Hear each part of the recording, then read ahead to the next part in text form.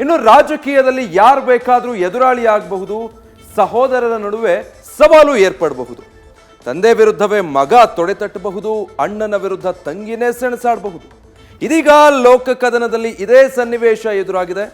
CP ಯೋಗೇಶ್ವರರ ಪುತ್ರಿ ನಿಶಾ ರಾಜಕೀಯ ರಂಗಕ್ಕೆ ಕಾಲಿಡೋದಕ್ಕೆ ಸಜ್ಜಾಗಿದ್ದಾರೆ. ಅದು ತಮ್ಮ ತಂದೆ ಸೈನಿಕನ ಎದುರಾಳಿ ಪಕ್ಷದಿಂದ ಪಾಲಿಟಿಕ್ಸ್ಗೆ ಪಾದಾರ್ಪಣೆ ಮಾಡಲು ನಿರ್ಧರಿಸಿರೋದು ವಿಶೇಷ. ನಾನು ಇದ್ರಲ್ಲಿ ಬಂದಿರೋದು ಯಾರಿಂದ ದೂರ ಆಗೋದು ಅಲ್ಲ, ಬರೀ ನನ್ನ ಜನರಿಗೆ ಹತ್ರ ಆಗೋದು. ಫ್ಯಾಮಿಲಿ ಅಂತ ಅಂದಾಗ ಎಲ್ಲಾನು ಮಾತುಕತೆ ಮಾಡ್ತೀವಿ, ಅದೇ ತರ ಜೊತೆ ಮಾತು ಕೂಡ ಆಡ್ತೀವಿ. ನನಗೇನಂತಂದ್ರೆ ರಾಜಕಾರಣಕ್ಕೋಸ್ಕರ ತಂದೆ ಮಗಳನ್ನ ಬೇರೆ ಮಾಡೋದು ಸರಿ. ಇದು ದೂರ ಮಾಡೋದು ತರದ್ದು ಅದು ವಿಷಯ ಅಲ್ಲ. ವಿಷಯ ಅಂತಂದ್ರೆ ಎಲ್ಲರಿಗೂ ಅವರ ಪರ್ಸನಲ್ ಲೈಫ್ ಮತ್ತೆ ಪ್ರೊಫೆಷನಲ್ ಲೈಫ್ ಇರುತ್ತೆ.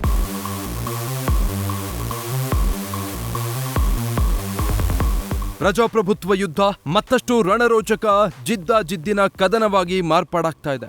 ಒಂದೇ ಕುಟುಂಬದವರೇ ಬದ್ಧ ಎದುರಾಳಿಗಳಾಗಿ ಲೋಕ ಕಣದಲ್ಲಿ ಹೋರಾಡಲು ಸಜ್ಜಾಗ್ತಿದ್ದಾರೆ. ಅದರಲ್ಲೂ ರಾಮನಗರ ರಾಜಕಾರಣದಲ್ಲಿ ಮತ್ತೊಂದು ರೀತಿಯ ಪಾಲಿಟಿಕ್ಸ್ ಫೈಟ್ ಏರ್ಪಡೋದು ಪಕ್ಕಾ ಆಗಿದೆ. ದೋಸ್ತಿಗೆ ಟಕ್ಕರ್ ಕೊಡಲು ಸೈನಿಕನ ಪುತ್ರಿ ಎಂಟ್ರಿ ಕೊಡಲು ವೇದಿಕೆ ಸಜ್ಜಾಗಿದೆ. ಸಿಪಿ ಯೋಗೇಶ್ವರ್ ಪುತ್ರಿ ಕಾಂಗ್ರೆಸ್ ಸೇರ್ಪಡೆಗೆ ನಿರ್ಧಾರ. ದೋಸ್ತಿ ತಂತ್ರದಲ್ಲಿ ಕೈಗೆ ಶಕ್ತಿಯಾಗ್ತಾರ ನಿಶಾ ಯೋಗೇಶ್ವರ್.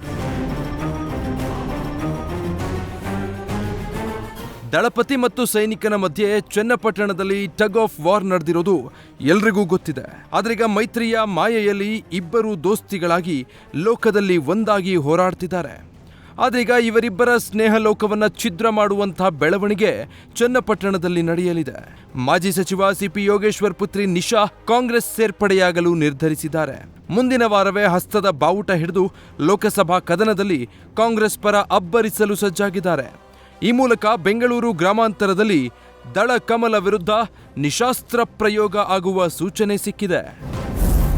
ಬೆಂಗಳೂರು ಗ್ರಾಮಾಂತರದಲ್ಲಿ ಡಿಕೆ ಸುರೇಶ್ ಸೋಲಿಸಲು ದೋಸ್ತಿ ರಣತಂತ್ರ ರೂಪಿಸುತ್ತಿದ್ದಾರೆ. ಜೊತೆಗೆ ಈ ಭಾಗದ ಮೈತ್ರಿ ಅಭ್ಯರ್ಥಿಯನ್ನ ಗೆಲ್ಲಿಸುವ ಹೊಣೆಯನ್ನ ಸಿಪಿ ಯೋಗೇಶ್ವರ್ ಹೊತ್ತಿದ್ದು, ನಿಶಾ ಯೋಗೇಶ್ವರ್ ಮೂಲಕ ಬಿಜೆಪಿ ಜೆಡಿಎಸ್ ವೇಗಕ್ಕೆ ಬ್ರೇಕ್ ಬೀಳುವ ಸಾಧ್ಯತೆ ಇದೆ. ಅಲ್ಲದೆ ಚನ್ನಪಟ್ಟಣ ಕ್ಷೇತ್ರದ ಮತಗಳ ವಿಭಜನೆ ಆಗೋ ಸಾಧ್ಯತೆ ಇದೆ. ಇನ್ನು ಕಾಂಗ್ರೆಸ್ಗೆ ನಿಶಾ ಸೇರ್ಪಡೆಯಾದ್ರೆ ಬಿಜೆಪಿಯಲ್ಲಿ ಸೈನಿಕನಿಗೆ ಮುಜುಗರ ಆಗೋದು ಪಕ್ಕಾ ಆಗಿದೆ.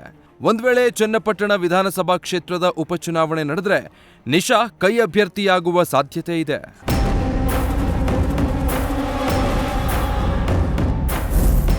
ರಾಜಕೀಯಕ್ಕಾಗಿ ತಂದೆ ಮಗಳು ದೂರ ಆಗಬಾರದು. ನಿಶಾ ಪಕ್ಷ ಸೇರ್ಪಡೆ ಬಗ್ಗೆ ಡಿಕೆಶಿ ಭಾವನಾತ್ಮಕ ಮಾತು. ಇನ್ನು ಯೋಗೇಶ್ವರ್ ಪುತ್ರಿ ಕಾಂಗ್ರೆಸ್ ಸೇರ್ಪಡೆಯಾಗ್ತಾ ಇರೋ ಬಗ್ಗೆ ಕೆಪಿಸಿಸಿ ಅಧ್ಯಕ್ಷ ಡಿಕೆ ಶಿವಕುಮಾರ್ ಮಾತನಾಡಿದ್ದು, ನಿಶಾಗೆ ರಾಜಕಾರಣದಲ್ಲಿ ಸ್ವಾತಂತ್ರ್ಯದ ಹಕ್ಕಿದೆ, ಆದರೆ ರಾಜಕೀಯವಾಗಿ ತಂದೆ ಮಗಳು ದೂರ ಆಗೋದು ನನಗೆ ಇಷ್ಟವಿಲ್ಲ ಎನ್ನುತ್ತಾ ನಿಶಾ ಕಾಂಗ್ರೆಸ್ ಸೇರ್ಪಡೆಯ ಬಗ್ಗೆ ಡಿಕೆಶಿ ಭಾವನಾತ್ಮಕವಾಗಿ ಮಾತನಾಡಿದ್ದಾರೆ. ನನಗೆ ಪಾಪ ತಾಯಿದು ಪಾಪ ಪೊಲಿಟಿಕಲಿ ಫ್ಯಾಮಿಲೀಸ್ ಇಶ್ಯೂಸ್ ಇದೆ, ನನಗೆ ಗೊತ್ತಿದೆ.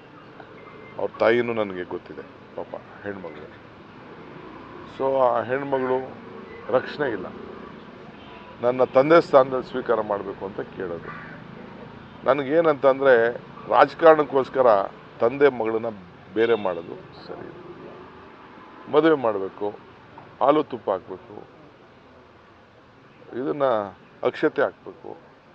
ತಂದೆ ಸ್ಥಾನದಲ್ಲಿ ತಂದೆ ಮಾಡೋದು ಸೂಕ್ತ. ಅದು ನನಗೆ ರಾಜಕಾರಣದಲ್ಲಿ ತಂದೆ ಮಗಳನ್ನ ಬೇರೆ ಮಾಡೋದು ನನಗೆ ಇಷ್ಟ ಆಗಲಿಲ್ಲ. ನಾನು ರಾಜಕಾರಣದಲ್ಲಿ ಓಕೆ ಫೈನ್, ರಾಜಕಾರಣದಲ್ಲಿ ಆಕೆಗೆ ಸ್ವತಂತ್ರ ಹಕ್ಕಿದೆ. ಯಾವ ಪಾರ್ಟಿಗೆ ಬೇಕಾದ್ರೂ ಸೇರ್ಬೋದು, ಏನು ಮಾಡ್ಬೋದು. She is N Young woman, matured woman, intelligent woman ಎಲ್ಲ ಇದೆ. ನನಗೇನಪ್ಪ ರಾಜಕಾರಣಕ್ಕೋಸ್ಕರ ತಂದೆ ಮಗಳನ್ನೇ ಬೇರೆ ಮಾಡಿಬಿಟ್ರು ಅಂತ ಒಂದು ಕೆಟ್ಟ ಹೆಸರು ತೊಗೊಳಕ್ಕೆ ನನಗೆ. ನಾನು ಕಾಂಗ್ರೆಸ್ ಸೇರ್ಪಡೆಯಾಗಲು ನಿರ್ಧರಿಸಿದ್ದೇನೆ, ಮನೆಯವರ ಸಮ್ಮತಿಯಿಂದ ತೀರ್ಮಾನ ಎಂದ ನಿಶಾ. ಕಾಂಗ್ರೆಸ್ ಸೇರ್ಪಡೆಯಾಗುವ ಬಗ್ಗೆ ಸ್ವತಃ ನಿಶಾ ಯೋಗೇಶ್ವರ್ ನ್ಯೂಸ್ ಫಸ್ಟ್ ಜೊತೆ ಮಾತನಾಡಿದ್ದಾರೆ. ಜೊತೆಗೆ ರಾಜಕೀಯಕ್ಕೆ ಬರೋದು ತಮ್ಮ ವೈಯಕ್ತಿಕ ಆಯ್ಕೆ, ಯಾರಿಂದಲೋ ದೂರ ಆಗಲು ನಾನು ರಾಜಕೀಯಕ್ಕೆ ಬರ್ತಿಲ್ಲ ಎನ್ನುತ್ತಾ ಮನೆಯವರ ಸಮ್ಮತಿಯಿಂದಲೇ ಕಾಂಗ್ರೆಸ್ನ ಆಯ್ಕೆ ಮಾಡಿದ್ದೇನೆ ಎಂದಿದ್ದಾರೆ. ಇನ್ನ ಸೇರ್ಪಡೆ ಆಗಿಲ್ಲ. ನಾನು ಅಲ್ಲಿ ಪಾರ್ಟಿಯ ಹಿರಿಯ ಲೀಡರ್ಸ್ ಜೊತೆ ಎಲ್ಲ ಮಾತಾಡಿದೀನಿ. Shivakumar sir, Suresh sir, Raghuramanna sir ಎಲ್ಲ ಮಾತಾಡಿದೀನಿ. ಅದು ಇನ್ನ ಏನ್ ನಿರ್ಧಾರ ತಗೊಂತಾರೆ ಅದು ಸಮಯ ಹೇಳುತ್ತೆ. ಫ್ಯಾಮಿಲಿ ಅಂತ ಅಂದಾಗ ಎಲ್ಲಾನು ಮಾತುಕತೆ ಮಾಡೇ ಮಾಡ್ತೀವಿ. ಅದೇ ತರ ಜೊತೆ ಮಾತು ಕೂಡ ಆಡಿದೀನಿ. ಅದೆಲ್ಲ ಮಾತುಕತೆ ಆದ್ಮೇಲೆ ಈ ಒಂದು ನಿರ್ಧಾರಕ್ಕೆ ನಾನು ಬಂದಿರೋದು. ಇದು ದೂರ ಮಾಡೋದು ತರದ್ದು ಅದು ವಿಷಯ ಅಲ್ಲ.